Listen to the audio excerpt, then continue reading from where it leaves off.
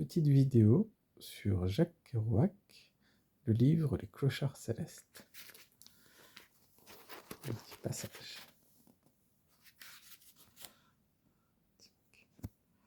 Bon, je vais filmer la fenêtre comme ça. On fera semblant de zen. Mais non.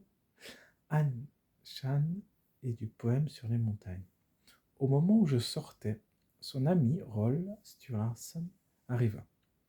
C'était un grand garçon blond assez beau qui venait discuter un projet de voyage au Japon avec Jaffe.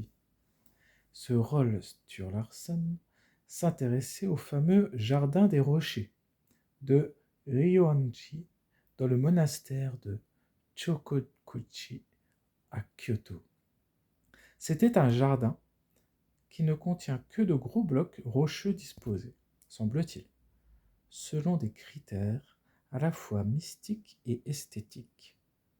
Des milliers de touristes et de moines font chaque année de longs voyages pour aller contempler les rochers plantés dans le sable, et cette contemplation leur apporte la paix de l'âme. Je n'ai jamais vu des gens aussi sensibles au surnaturel, avec une bonne foi et un sérieux étonnant. Je ne devais plus rencontrer Roll Stuartson par la suite, car il s'embarqua peu après pour le Japon. Mais je n'ai jamais pu oublier ce qu'il me dit au sujet de ces rochers, quand je lui demandais qui les avait disposés de façon si extraordinaire. Personne ne le sait, un moine ou des moines il y a très longtemps. Mais la forme du jardin répond à un ordre mystérieux. Seule la forme peut nous permettre de comprendre ce qu'est le vide.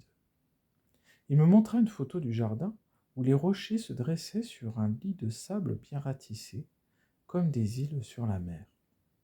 Sur certains d'entre eux, il y avait des creux qui faisaient penser à des yeux. Dans le fond se détachait le cloître du monastère, d'une architecture sobre et nette.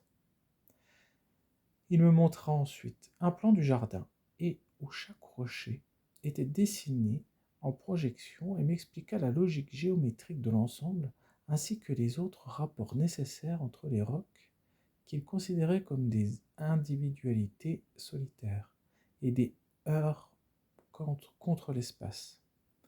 Je ne m'intéressais d'ailleurs pas tant à toute cette bizarre affaire qu'à Roll lui-même et à l'attitude du brave Jaffe, qui préparait une nouvelle fois du thé sur son bruyant petit réchaud à pétrole et nous offrit de nouvelles tasses avec une inclinaison silencieuse et quasi orientale. C'était une nuit très différente de celle où avait eu lieu la lecture des poèmes.